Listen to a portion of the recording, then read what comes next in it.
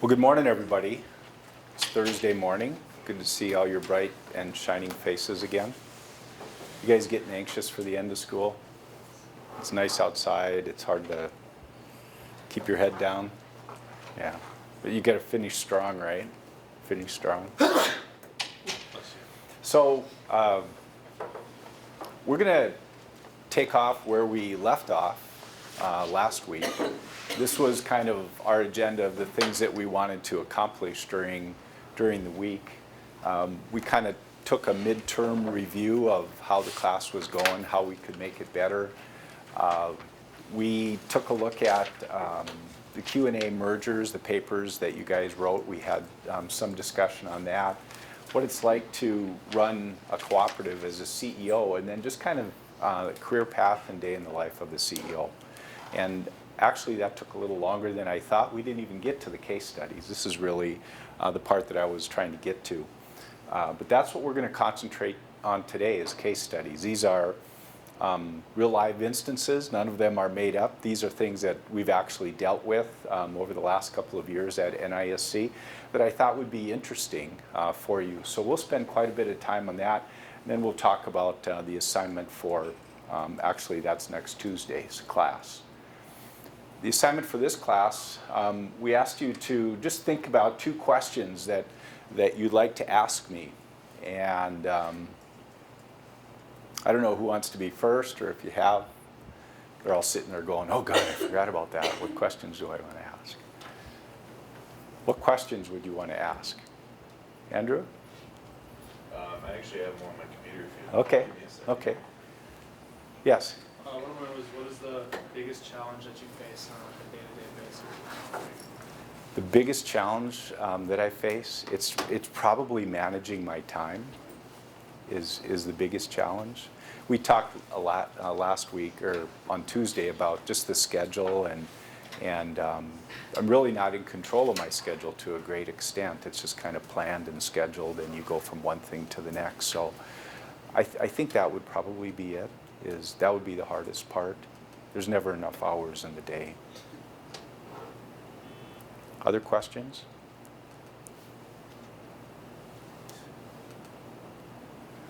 Yes. So I guess I heard one of our governor candidates talking about how the company that he was running every year, you know, the software that they're implementing gets cheaper and cheaper on the market, and so as a result, the company has to cut their budget to, you know, meet the prices that they're selling that at. Is that true at NISC also? It is, and you're talking about Doug Burgum, and what's kind of interesting is probably, I don't know if all of you know Doug Burgum, but he started back in the 80s and 90s, he started a company called Great Plains, and it was accounting software that ran on a Mac, which was kind of unusual at that point. And he built a great company. This was in Fargo, and probably in about 2000, maybe 1999, right in that area, he sold Great Plains to Microsoft, and he sold it for $1.1 billion. And then he became a senior vice president of Microsoft, and worked in Redmond for, I think, 6 or 7 years, and then stopped that and came back to North Dakota, and been very involved in buying up buildings in downtown Fargo and refurbishing them. Was very instrumental in really revitalizing downtown Fargo. He's been on a couple of boards of startup companies like Success Factors, which is kind of a performance review software, coaching software. We actually use that at NISC.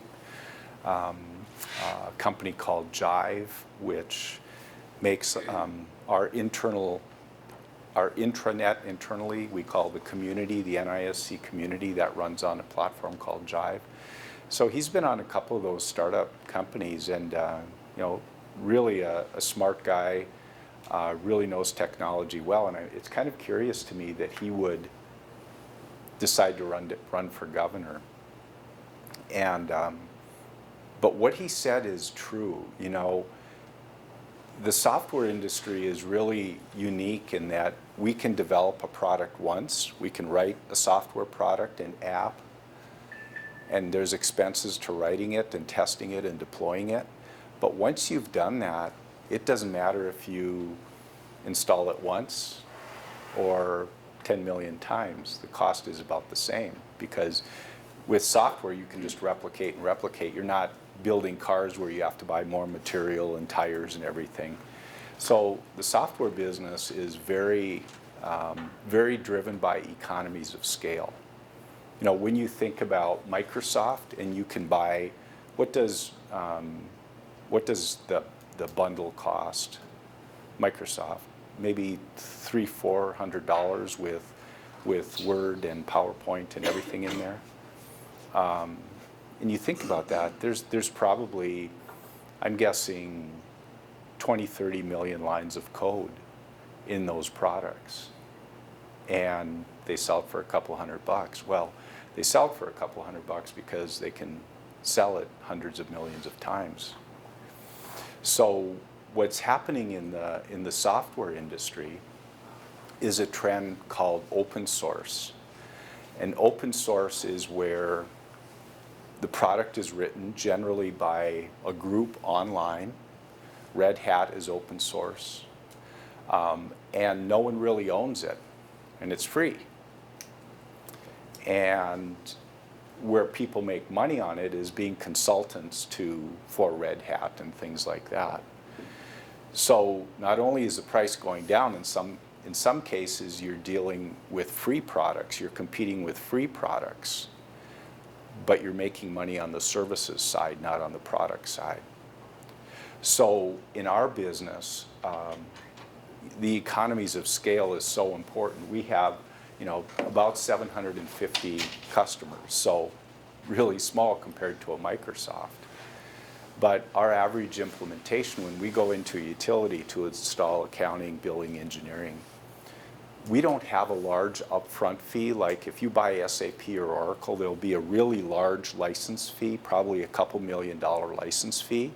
And then they'll charge you 16-18% of that a year as a maintenance fee, and that covers your support and things like that.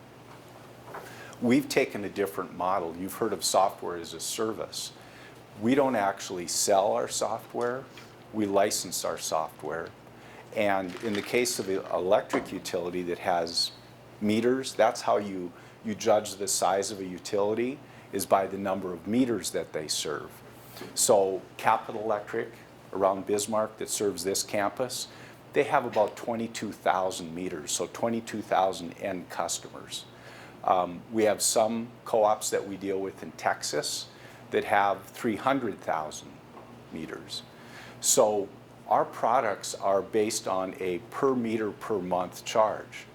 So Capital Electric pays NISC about 30 cents per meter per month to use our accounting, billing, and engineering software. There isn't a big upfront fee, so they don't have to come up with a lot of money. And so what that means for us as NISC is we don't see those great big spikes in every time we get a sale, boom, there's a bunch of revenue that hits your bottom line. That isn't the case. Our upfront fees are really to convert the data and to train the people. So there's a little bit of upfront, but the cost of using the software is on a per meter per month. So for the customer, for Capital Electric, they know exactly what their bill is going to be every month.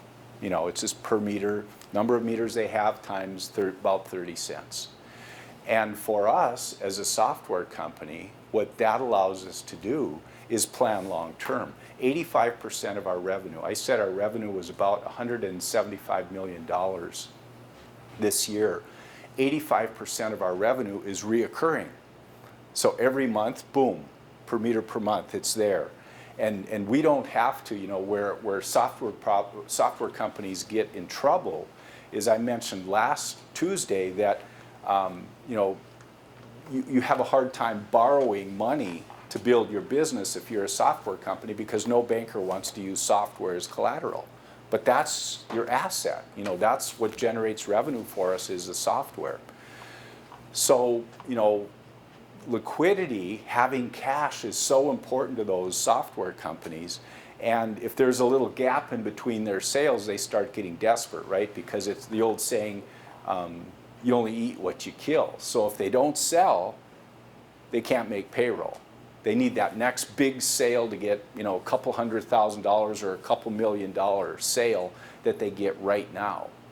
Well, with us, we've taken software as a service and said, no, you don't have to pay us an upfront fee. And what that does, it makes it a little easier to sell, right? Because that customer knows they're not going to have to write a great big check. So it makes it a little easier to get in the door. But over the years, we've built this kind of revenue engine, Right now, we're serving about pretty close to 10 million meters every month. So that's a different philosophy of how we price our products. It's not upfront, it's just a little bit every month, but it's very predictable. We know exactly what it is. So we can budget as NISC. We can say, I told you on Tuesday, we had this project called iView where we rewrote about 6 million lines of code and it cost us $300 million. Well, the reason that we could convince our board that that was a good choice was because they could see the reoccurring engine. They said, okay, that reoccurring revenue isn't going to be enough to cover that first 2 years and we're probably going to lose money. But look what happens if we're patient and we keep adding customers and that reoccurring revenue goes up and all of a sudden, the lines cross, right? Your expenses and revenue, and that's what's happened to NISC. So that's a really long answer to your question, but it's a very competitive business. Margins are really small. It's all about economies of scale. That's why growth is so important. For us, we haven't had a rate increase since 2009. We haven't increased our fees since 2009. But from 2009 to today, our operating costs have gone up by 30%. Wages, benefits, medical insurance, all of that. So you go, well, how can you do that? How your operating expenses gone up 30%, but your revenue you didn't have a rate increase. Well, we made up that difference by adding new customers. Same product, new customers, more customers, greater economies of scale. So that's kind of our model. That's how it works. So it's exceedingly difficult to start off as a software company because if you're starting from 0 customers and you have all these expenses to write the software, unless you have a big VC, venture capitalist, behind you supplying the financing, betting on your company, it's going to be really hard to get started. That's why most startups that you see, we don't see startups coming into our business right now. We've had 40 years to build our products and the knowledge, the domain knowledge for those products. For someone to say, I think I'm going to come into the market and compete with NISC would be kind of tough right now. In fact, like I said, the really big companies, the SAPs and the Oracles, right now we're beating them in the marketplace. Companies that are using SAP are removing SAP and installing NISC. And how cool is that? SAP has 78,000 employees. One of the largest, 240,000 employees, SAP, one of the largest software companies in the world. But we're beating them. How's that possible? Well, our costs are a lot less, right? And the other thing is, we're focused on the utility. Our products do utility, period. They're custom made for the utility industry, period. You're not going to see them in a grain elevator. You're not going to see them in a manufacturing plant. You're not going to see them in state government. They're built specifically for that industry. SAP, they'll bring a piece of software in and you can use it in manufacturing or you can configure it for government. It's a huge piece of software, very complicated. Generally, in an SAP implementation, if you license SAP, for every dollar that you spend on software, you're going to spend at least another $5 on consultants coming in to help you run the software. That's where they make their money, on the consulting side. So, there's different business models. There's going to be upfront with a little maintenance fee, Or is it going to be very little upfront with a recurring fee? That's the model that we've used and it's worked very well. And what's interesting is you see a lot of software companies going to that now. Even Apple, right? On their phones, rather than pay for a phone, you can pay what, $34 a month or something like that? And then every year you get the latest phone. So people seem to be moving towards that smaller monthly charge to get their products in the market. Yeah, the Adobe Creative Cloud is the same way. It used to cost $2,000 for the whole suite. Now it's $50 a month if you want all other products. Yeah, It makes it affordable for a small business to be able to get into that. yeah. But think about what he just said. The product used to be $2,000, now it's $40? $40 a month, $50 a month. Yeah, a month. So, and I think you're going to see more and more of that. Whether it's purchasing a phone or purchasing software, everything's moving to a per monthly fee, software as a service. And I think that's a good place to be. So exceedingly tough to break into an established business. I mean, like I said, we've had 40 years to build accounting and billing and engineering. For the first 10 years, all we had was billing, and then we built accounting, and then we built engineering. But now when you go into a new utility, if you don't have all three of those pieces of software, you might as well not even show up. They want the enterprise. They want all those pieces of software talking to each other. Make sense? One of the reasons you see most of the startups being new innovations, the Facebook. Facebook was a new concept when Zuckerberg started that. Google was a new concept. So it's the new products that are blazing new trails that don't have probably competition, at least out of the chutes, that seem to be the startups. Okay? Other questions? Yes?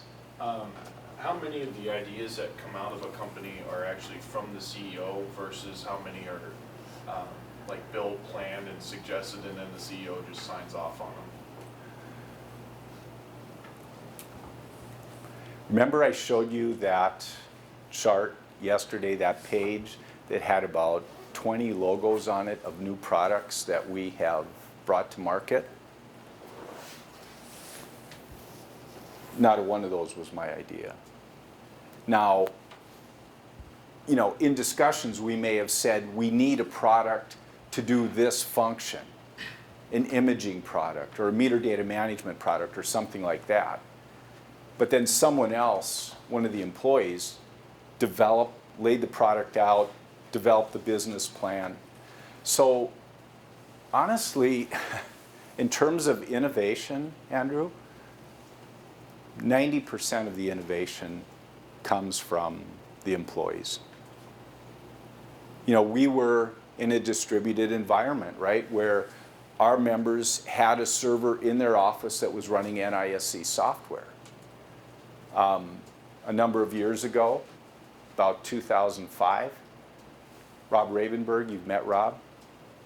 Rob Ravenberg, a couple other really smart guys in NISC came into my office and said, Vern, we're accumulating all these data points. 250 million records a day are coming into our system.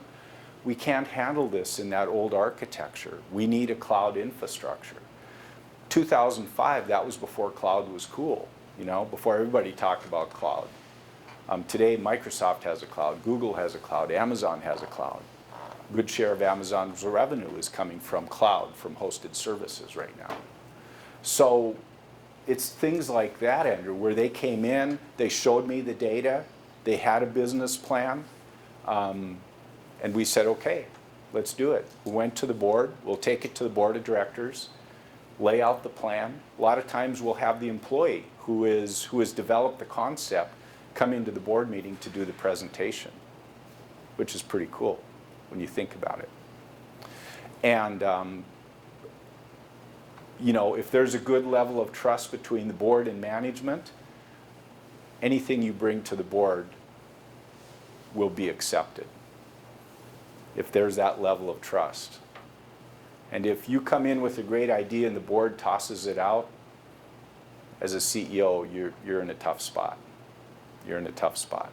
So, yeah, mainly, you know what my job is, Andra? It isn't necessarily to come up with the concepts, but when the employees come up with a concept, a new product idea, my job is to remove the obstacles and get them the funding. The dollars that they need to form a team, to develop the concept. That's probably a bigger part of my job than sitting down saying, do we need an imaging product? I don't know. Do we? You guys in the service centers that are on the phone every day with the customers, what are they saying? And in our organization, a lot of the ideas come not just from the employees, but also from the customers. We have advisory committees. So if you use our accounting software, you're probably on an NISC advisory committee. And there's always a list of enhancements. Every quarter, when there's a new version of NISC software, there's a whole list of enhancements that go in every quarter. And a lot of those ideas, not a new product, but enhancing an existing product, a lot of those come from the customers. A lot of collaboration. The customers that are using the product every day are saying, I want this feature, or want this report, or we need another whatever. And so it's really a combination of the employees and our customers. But then, like right now, next week, Sunday, I'll be leaving for St. Louis. We'll gather 50 of our managers together from around the country. We'll go over our strategic plan for the year. These are the things that we're going to accomplish. We have projects under each strategic initiative saying, okay, if we're going to accomplish this goal, these are the things we have to do. And these are the teams we have to form. And these are the people we have to hire. This is the equipment we have to purchase. And then that's how we develop the budget. Budget goes to the board. Board approves the budget. And then it would be up to me to make sure that the funding is in place, that I get the resources there. So take away obstacles, get it approved, and provide the funding. That's my job. Good question, Andrew. Other questions? Yes? So with, you said getting the funding and moving obstacles out of the way, what would you say is the biggest obstacle, or the obstacle you find most common to innovation within NISC? The biggest obstacle? The biggest risk that we have is attracting and retaining the number of people that we need to form the teams, to install the software, to develop the products. It's the people. I think I told you on Tuesday, in our budget, 80% of our total budget is wages and benefits. Very, very labor-intensive organization. So, getting the right people, and we're very picky, but getting the right people is so important to us. And that's our biggest risk. Other questions? Yes? Okay, so there's, since there's software money, like women in like the tech industry, and like even like when I was at NSIC, I noticed there's like one woman on your board of directors. Is that something that you like typically like think about on like, or is that just like the industry is Yeah. like lacking women so much? So I was wondering if that's Busted. something you deal with. Yeah. I'm embarrassed to tell you that that lady just came on our board about 2 years ago, and that was the first lady, first female on our board. And one thing you'll figure out as a CEO, the board elections are by our customers, by our members. So you don't want to get in there and start messing with the politics of trying to get certain people on the board. But we have really worked with our board to say it's important that our board be reflective of the demographics of our customer base. At NISC, over 50% of our employees are female. we're working on it, but not 50% of the management is female. That's where we want to be. That's the stated objective, is to be there. Unfortunately, and this isn't an excuse, but the industry, the utility industry, is kind of dominated by males. You know, it's power plants and it's transmission lines and it's kind of dominated. We see that changing. I mean, at Basin, we see more and more female engineers, which is great. I'll tell you this, from a software developer standpoint, some of the very best, smartest programmers we have are female. In a lot of cases, they think very logically, which is important to be a good programmer. And so we've got some work to do there to make sure management and our board is a reflection of the industry. When we look at CEOs of utilities, right now I would say maybe 15% of the CEOs are female. And 10 years ago, I could have named the female CEOs on one hand. So they're making progress. They're making progress. And I will tell you, there at NISC, there's a concerted effort to do that.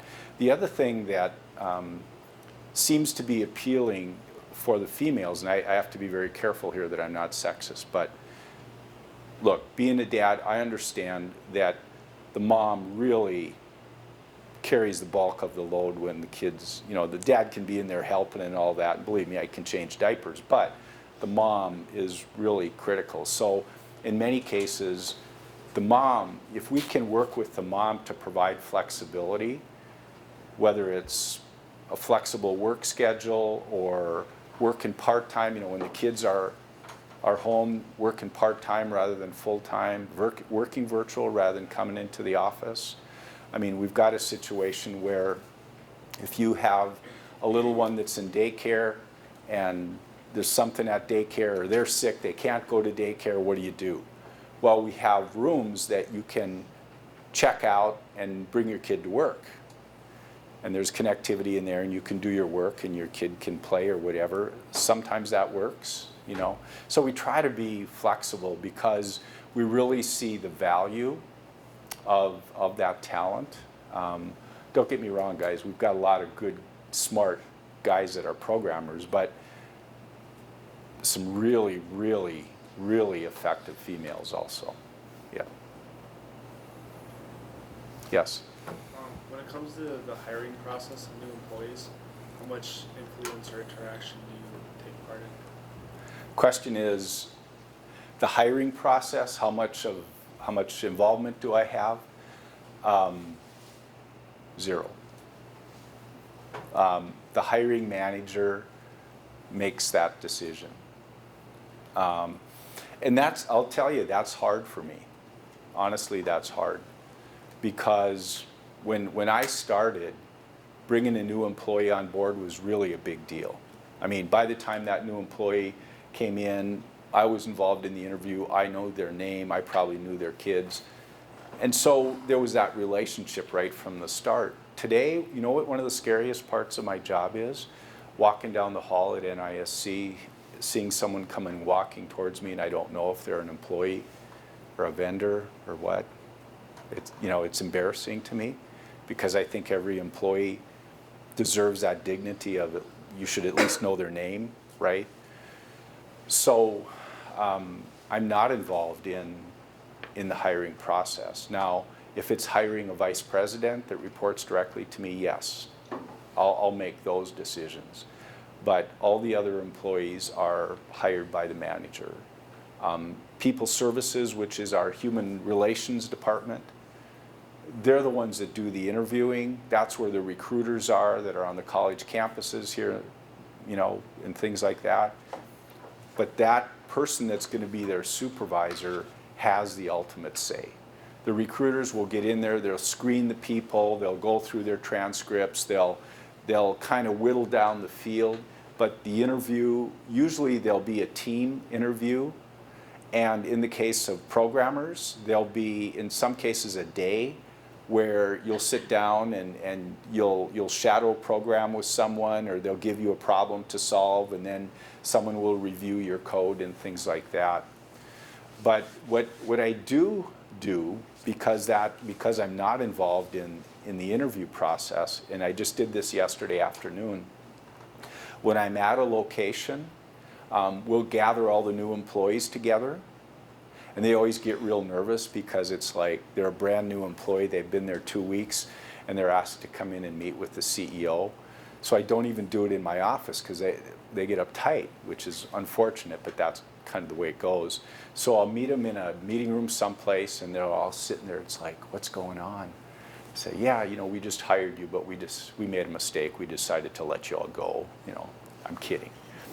But that gives me an opportunity to talk a little bit about NISC and the history and kind of things like that. They can ask me questions. I tell them a little bit about my journey at NISC. We go around the room. Every one of them has an opportunity to give us a little history, where they've come from, what part of NISC they're working in. So it's not perfect, but it works, and I'm just stubborn enough not to give that up. So, other questions?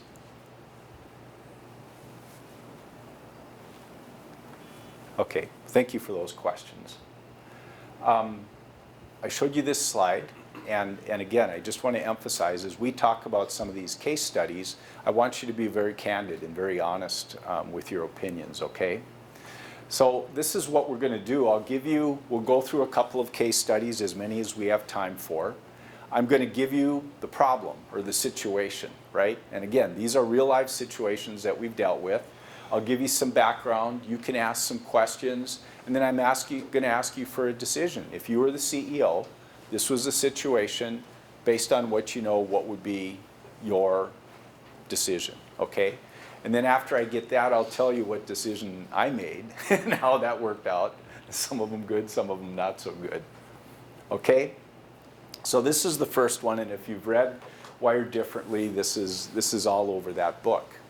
So in 1964, a company in Mandan was started. It was called North Central Data Cooperative, NCDC.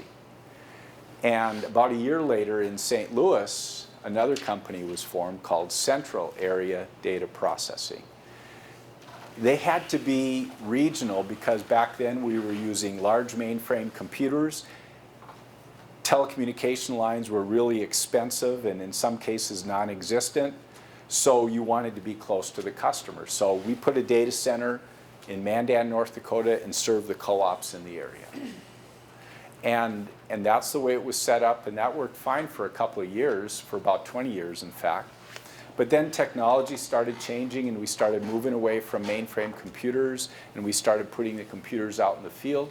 So you didn't have to be regional anymore. You didn't necessarily have to be close to your customer in proximity. So we started reaching out, economies of scale, right? We started reaching out for new customers further and further and further away from Mandan, and we kept running into this company out of St. Louis. They were basically doing the same thing. We were a co-op that was building software and installing it in utilities, but just in a different part of the country. All of a sudden, we started bumping heads all the time. We were getting ready to rewrite our software, and I won't tell you the whole story of how I met the CEO down there, but it's kind of neat how it all happened. I believe things happen for a reason.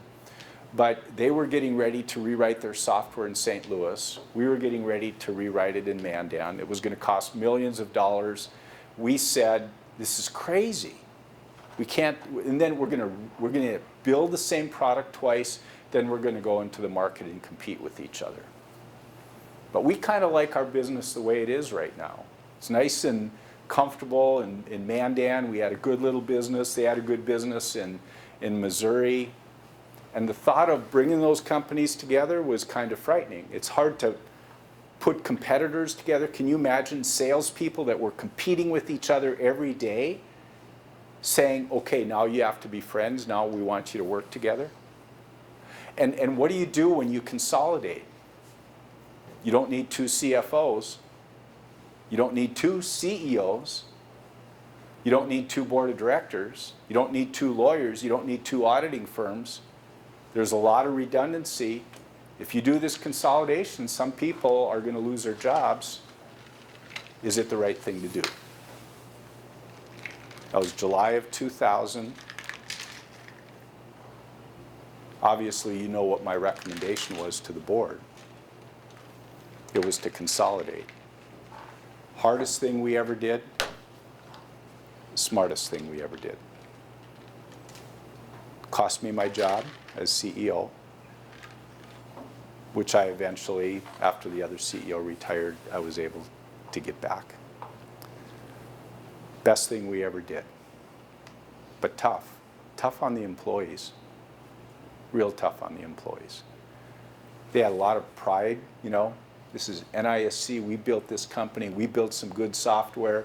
We're a lot smarter than those guys from Missouri, right? And they felt the same way about us from North Dakota. Every policy, every benefit had to be a compromise. You had to look at what they did, look at what they did in North Dakota and come up with a compromise. Huge lesson in what it means to be, to compromise. But our business model was broke. Our business model said we were a regional data processing cooperative. That was no longer true. We had to be national to survive. We could never get the economies of scale just to be serving a few co-ops in North Dakota. We could never get the employees we need just recruiting here in North Dakota. So I didn't give you a chance to participate in that because you already know the answer to it. But I just want to say, sometimes those business decisions require a lot of sacrifice, a lot of personal sacrifice. Did I know in my heart that that was the right thing to do? Absolutely. I absolutely knew that was the right thing to do. You know, but the spirit was willing, flesh was weak. I wasn't too crazy about doing it, but it was the right thing. Okay?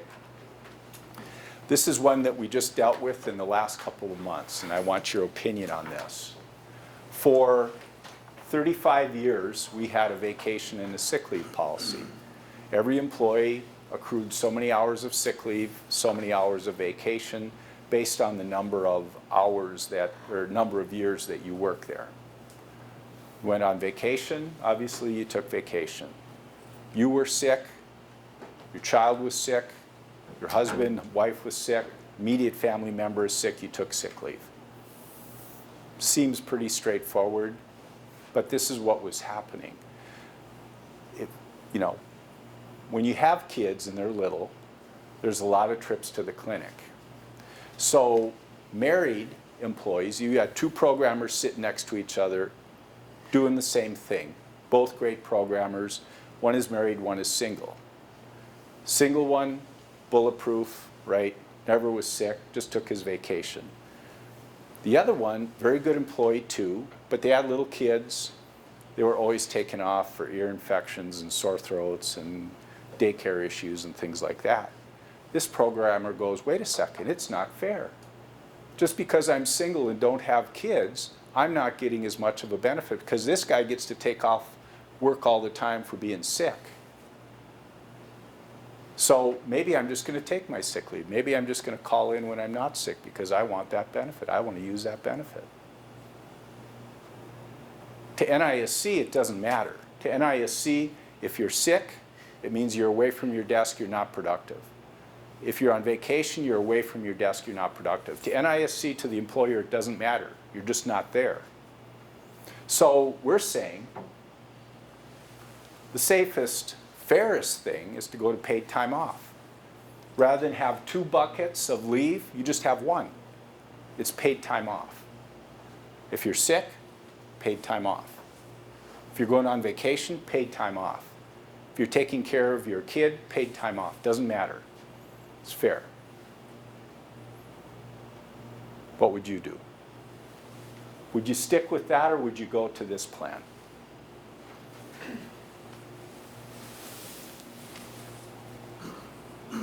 What would you do?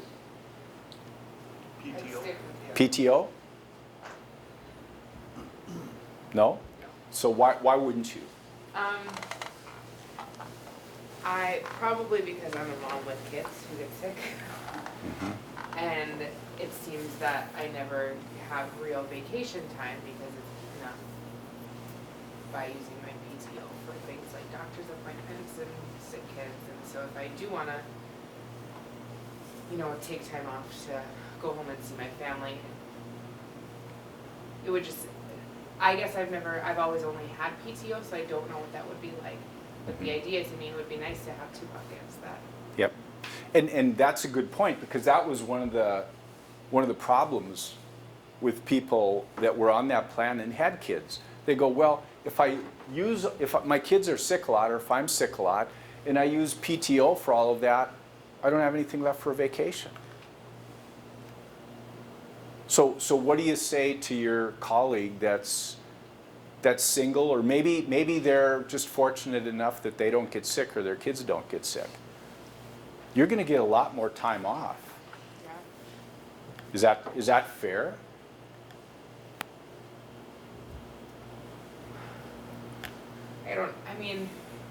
I guess I would prefer to be at work than to be at home with a sick kid, so the idea that it's not fair doesn't really resonate well with me because it's not really a. Well, put yourself in the single programmer's place. You're going to get another 8 days a year off. What if you could have, at the end of the year, if you don't use your sick leave, be able to cash that out? That seems like the fair solution. We did that with vacation. At the end of the year, if you didn't use your vacation, rather than just lose it, NISC would pay you for up to 40 hours.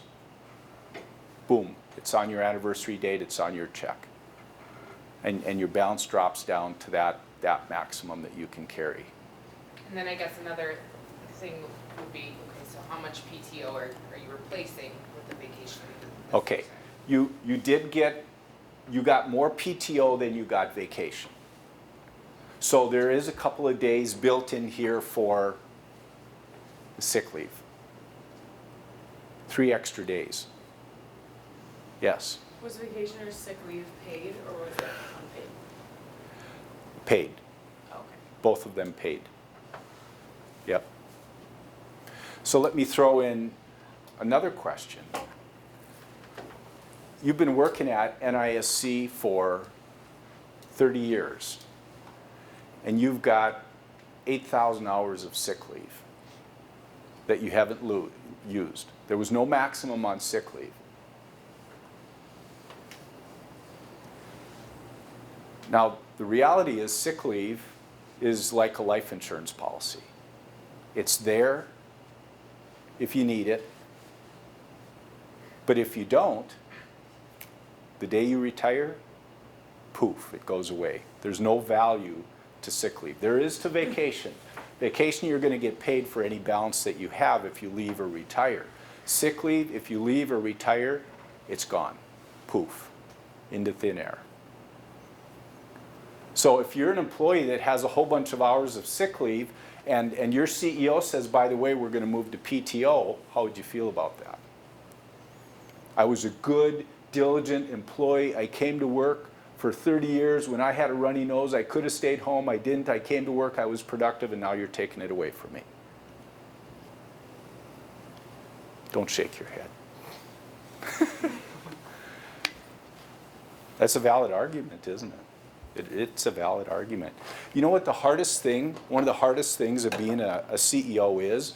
You have to look at it from what's right for the company, what's right for NISC, and what's right for the employee. And unfortunately, a lot of times those are conflicted.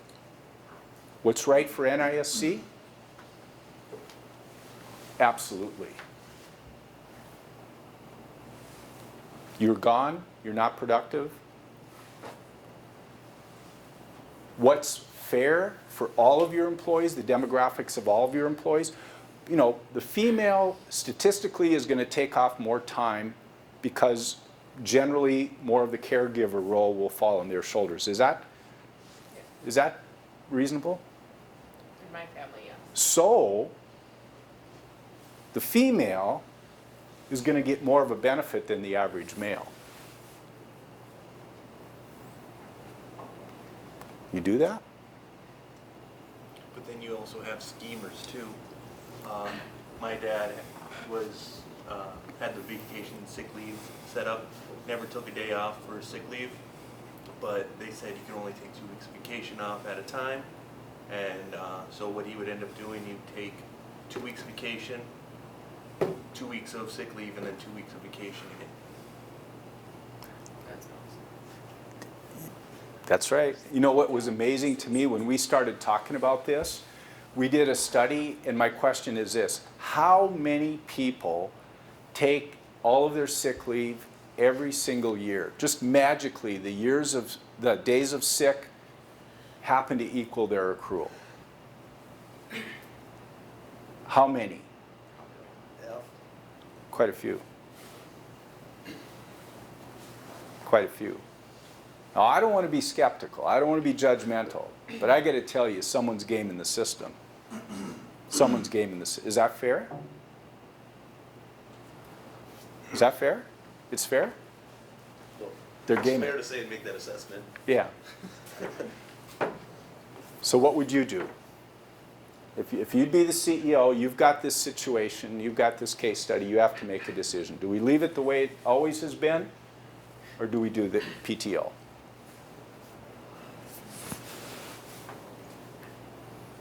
Yes. So you said if you've been there longer, you'll get more vacation or sick leave? Yes. How does that transfer over to the PTO then? Do you get Same more, thing. more Yep. PTO? It's a graduated scale. So if people have been there longer, do they yep. get more on both the vacation and the sick leave side if they've been there longer? Right. Okay. Although this sick leave kind of peaked out at about 10 years. So if you were there 10 years, it went up, but after 10 years, it just kind of stayed the same. Vacation went up based on, and PTO, what was originally presented, goes up every single year through 25 years. So you get more per year? More per year, right, exactly. Does your PTO, if you went to the PTO, is that a use it or lose it, or can you carry that over into next year? Same thing. There's a maximum that you can carry every year.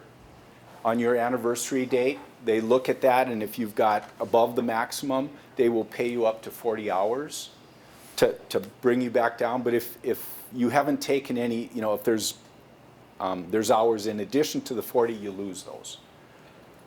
But most people, it's within that 40 hours, so they get paid for it. It drops them down if for whatever reason they can't take it. And vacation and PTO, sometimes we have to make adjustments when they're on a big project. They're on a year-long project, and there's a big deadline, and they can't take their vacation, and we say, we'll adjust that carryover so you don't lose it. Okay? So what would you do? Scott? Something else to consider too is that a company that I used to work for, the sick leave, when you accrued it, it was a liability to the company because you got paid when you left. Mhm. You got paid out your sick leave, and it turned out to be like almost millions of dollars of liability that this company, Yep. and it could have bankrupted them Yep. if everyone would have just left and cashed out. So they had to go to a PTO to avoid like ruining the company. Yeah. That's very unusual, Scott, Yeah. to have a value on sick leave. On vacation, those of you that have an accounting background, there's an accrual. That's a liability. That's an accounts payable to the employee. And so that's reflected on the bottom line of the company. Sick leave is not. Sick leave is just hours. It's out there. And again, when you leave or retire sick leave, it goes away. You just lost it. It was an insurance policy, it was there, but you just lost it. Other comments? Ready for the decision? PTO with the ability for the employees that had massive amounts of sick leave to keep those balances. So you're on PTO and you get sick. You can use that sick leave You don't have to use your PTO. You can whittle away at that balance. Still doesn't have a value. Once you're gone, that balance goes away. But it's kind of that insurance policy. So it's kind of the best of both worlds. Do you have to still then offer like an extended sick leave in addition to the PTO? Like if say an employee has a surgery and knows Right. they're going to be gone for an extended amount of time? We provide long and short-term disability at no cost. So you have a medical situation, 14 days, you're using sick leave or PTO. After that, the disability kicks in. And I think short-term disability goes for 14 weeks and then long-term kicks in after that. This was a tough one, guys. There were some employees are still mad about this one. Mad at me. Were you able to use your sick leave for, like, if you had a baby? Yes. And that falls under family leave. So, And which your short-term disability will cover as correct. well. Yep. So a mom out having a baby is going to need to cover the first 14 days with PTO if they don't have sick leave. And then short-term disability kicks in. So they receive 2/3 of their pay while they're out on maternity leave. So we tried to compromise. You know, I said, I think this sick leave was a promise to the employees. People had been stoking, you know, taking care of sick leave, building up that balances in the event that something would happen. I didn't feel right just jerking that away from them. So that was grandfathered in. But today, for all of our employees, if you're away from your desk, I mean, if you're not working, it's PTO. We tried to bump this accrual up, so that people were comfortable with that. But what's so interesting, it's like I said, some people take every hour of sick leave every single year, and some people have lost vacation every single year.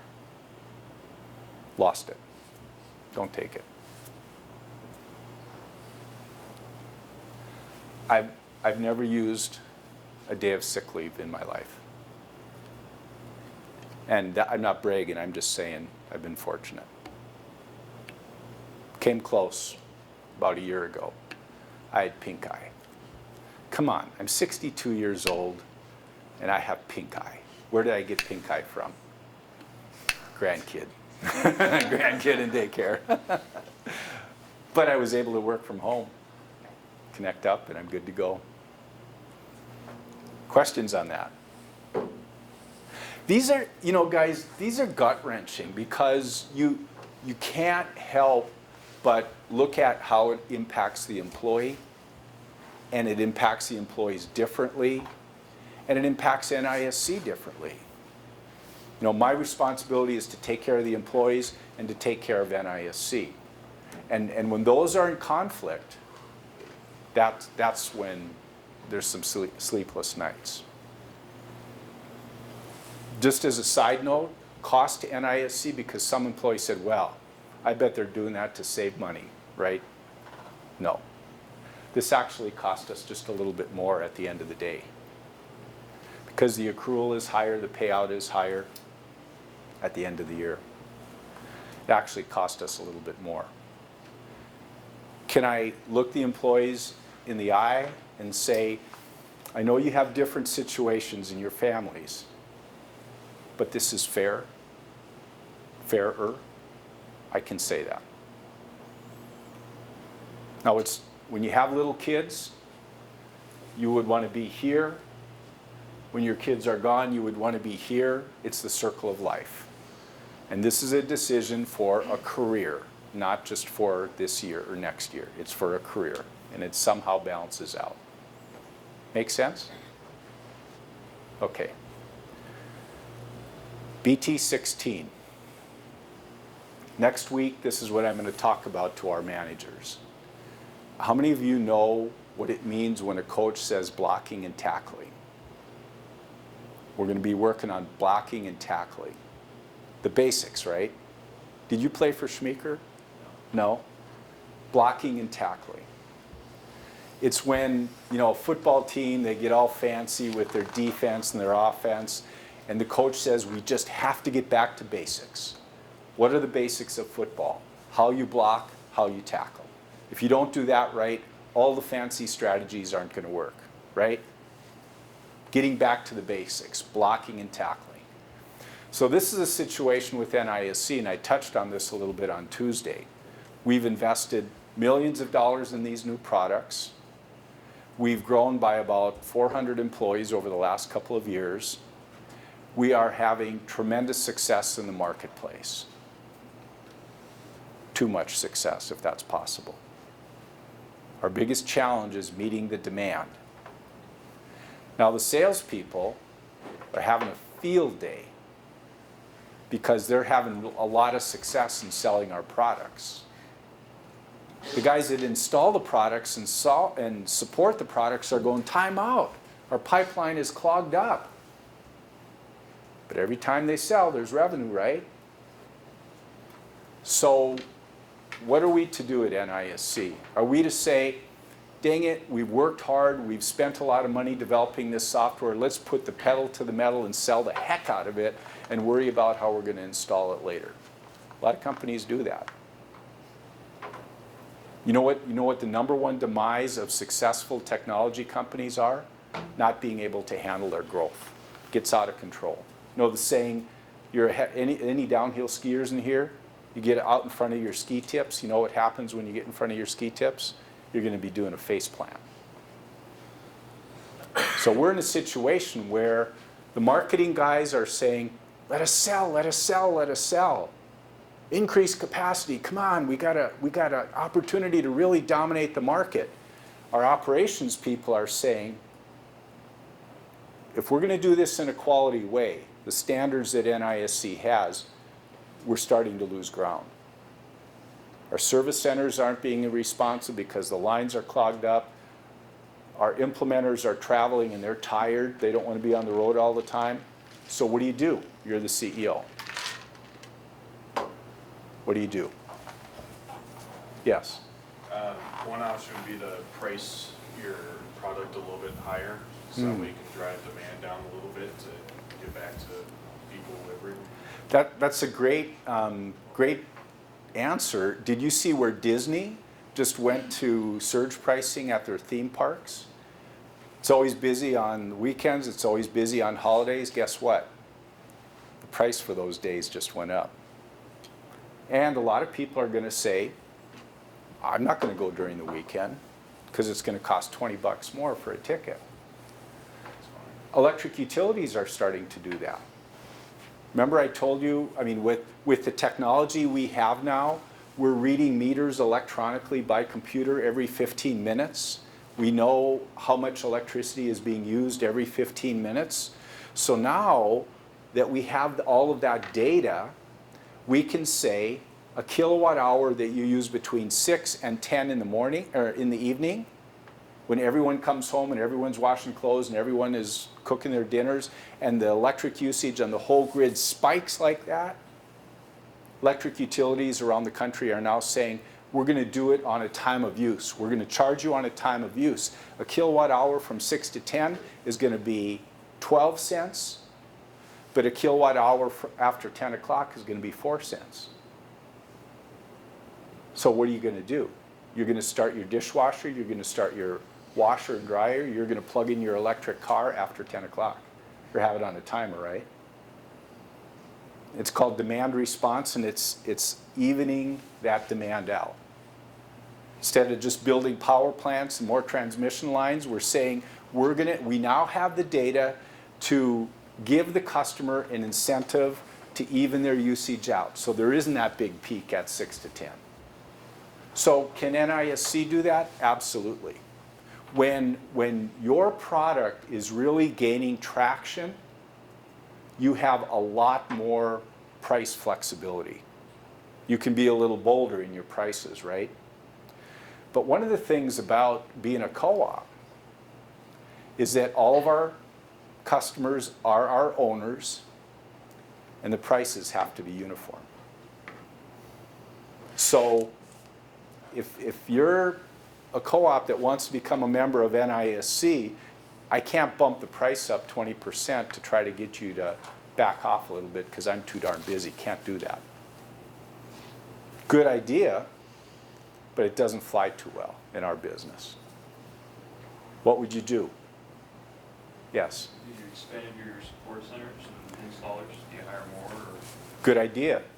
We went to the board, we said, we've got this tremendous demand. We need $1.3 million for 25 employees to increase our capacity, to be able to handle, programmers, project managers, implementers, usability testing people. We need 25 more people on top of the 100 that we've already budgeted to increase our capacity. We did that. We got approval. Those people are being hired. But that's an investment. That's not a light switch. These are people that if we hire a project manager today and begin training them, they're not going to have their first project solo for 12 to 18 months. So we're hiring those people today, but we're not going to see the positive impact for another 12 to 18 months. Now, some might say, well, the CEO obviously didn't do a very good job of projecting the demand for that software. They should have anticipated the demand. They should have been building staff 2 years ago. Probably a valid comment, right? We thought that it would be successful. We had no idea it would be this successful. Getting out in front of your ski tips, the number one reason that successful IT companies fail is because they don't manage growth. So at NISC, our employees are going to be hearing a lot about, starting tomorrow when we do a virtual employee meeting, they're going to be hearing a lot about BT16, blocking and tackling in 2016. Back to the basics. Take care of our customers. Preserve our reputation. If we have to walk away from some revenue, we're going to walk away from some revenue because our reputation is more important than 1 or 2 more installs trying to cram them in. Marketing guys like that? No. Implementers like that? Project managers like that? They're going, thank you. It's a tough call, right? But it's the right thing to do. No. Those of you that read the book, Do the Right Thing Always, this is the right thing to do. We're going to gear up. We're going to use that $1.3 million. We're going to be very aggressive with these hires. We're going to build our staff. We're going to build our capacity. But we're going to be very careful and very selective in the people we hire and the customers we bring on. It's not just bring on everybody. Okay? So you make a decision to build a product. Now we're making a decision to pull the reins back a little bit. But it's that type of flexibility. You have to, if you don't make those mid-course corrections, the strategic plan that we put in place when we started rewriting this software, we had no idea that it would be this successful.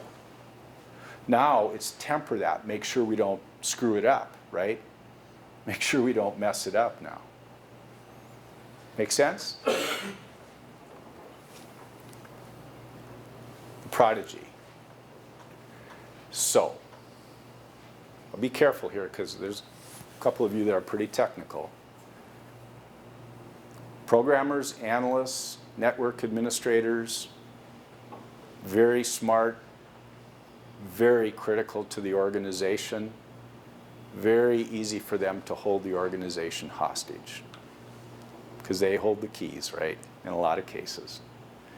So you have a great Java programmer, amazing Java programmer, developing amazing software. But they're a jerk. They're good and they know it. And they're a jerk. And they don't care because they're good. And no one would dare fire them because they're good. You guys ever see any of that? No. I've seen it a time or two. So, in previous classes, you've heard about NISC statement of shared values. One of those values is teamwork. But you have someone that doesn't want to work on a team because he's good and he knows it and he doesn't need all these other knuckleheads. This is a rainmaker, guys. This is someone who's developing software that's going to generate a lot of money for NISC. But he's a jerk. What do you do? It's gotta go. Got to go? So the problem is, though. He's a jerk. He's got the problems. He's alienating all the people around him. They hate working with him. They despise coming to work because of the jerk. Yes. Have like previous measures been taken to try and correct his behavior? Excuse me? Have measures already been taken to try and correct his behavior? Oh, yes.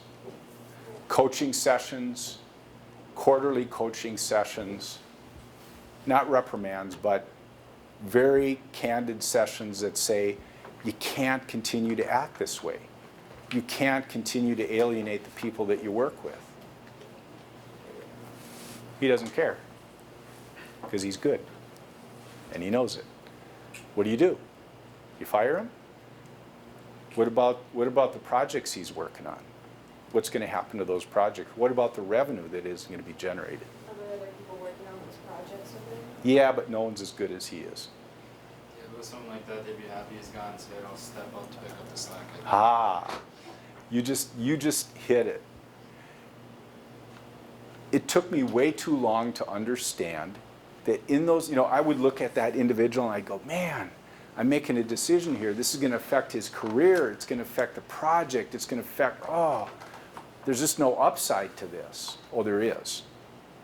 All the people around him, what we always have to remember, and I tell the supervisors this, it isn't just about the employee that's a jerk.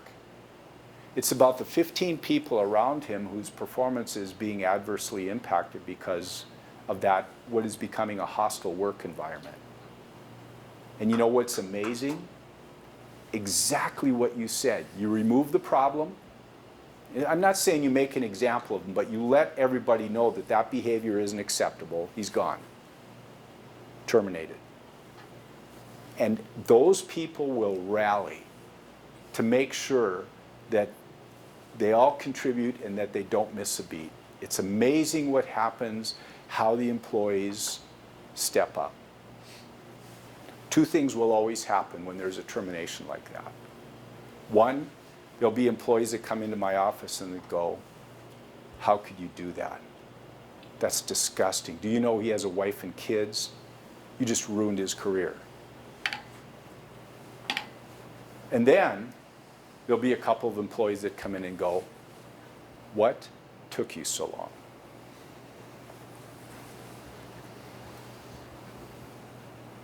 So, that's exactly what happened. The prodigy is gone. The product is fine. The product is generating a lot of revenue because the other team members have stepped up and delivered it to market on schedule. Do the right thing always. I wish we had a whole day. Kevin?